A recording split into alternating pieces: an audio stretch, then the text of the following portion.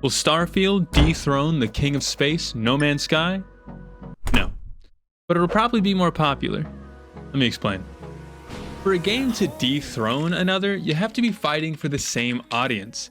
And I know what you're thinking, but Cyan, they're both space games. Yeah, but that doesn't really matter. What's more important is that No Man's Sky is a space sim, similar to games like Star Citizen or another simulation game like Thieves. While Starfield is trying to be a single-player role-playing game, which is a lot more similar to Skyrim or Jedi Fallen Order, which makes a lot of sense because it's Bethesda making it. So Starfield will kind of be like this Venn diagram here. Now, this isn't a perfect analogy since it's not the perfect combination of both of them, but I think you get the idea. Quick side note, if you want to be super technical, I think this will be the closer equation. When you understand that these are fighting for separate player bases, you start to understand why it can't exactly dethrone No Man's Sky. But since it's a Bethesda game, you can guarantee it'll be popular so long as it's not full of bugs. Looking at you, Fallout 76. But I mean, it's already the most wish-listed game on Steam. So for the rest of the video, we're just gonna assume that Bethesda won't shoot themselves in the foot and that they will actually release a finished game. Now, I know that's a big assumption, but it's one that I'm willing to make for the sake of the video. So, let me explain why going for a different player base is a better idea than going after No Man's Sky's player base. How often have you heard someone say, yeah, No Man's Sky is huge, but what's the point of doing anything? Well, I think this is a terrible mindset for gaming in general. Everyone is entitled to their own, and this one in particular is a rather common one. I mean, just go look at some of the comments on any No Man's Sky video.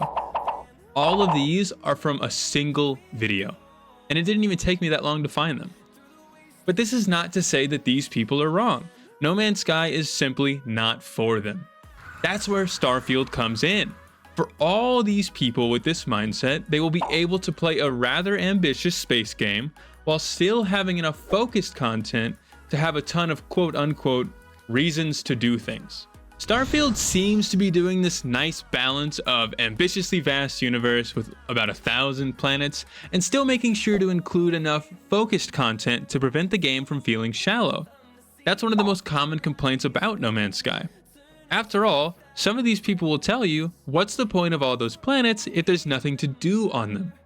While I don't think all 1,000 planets will have something to do on them, you can be sure that there will be more focused content in Starfield than in No Man's Sky. I mean, it has to. There's no way Bethesda will release a single-player role-playing game with less focused content than a space sim, right? With all this being said, I'm sure people that play No Man's Sky will give Starfield a try. I know I will. But the idea that people that have loved No Man's Sky for 6 years will suddenly drop it for different style of game is naive. No Man's Sky will still be the premier space sim, at least until Star Citizen comes out. Excuse me, if it comes out. And for all the people that want the ambition of No Man's Sky, but want a more streamlined experience, Starfield will hopefully fill that void. I personally want both games to succeed because I love gaming, but let me know what you think. Will you play Starfield? That's all for today. I appreciate you watching the video, and I'll see y'all in the next one. Peace.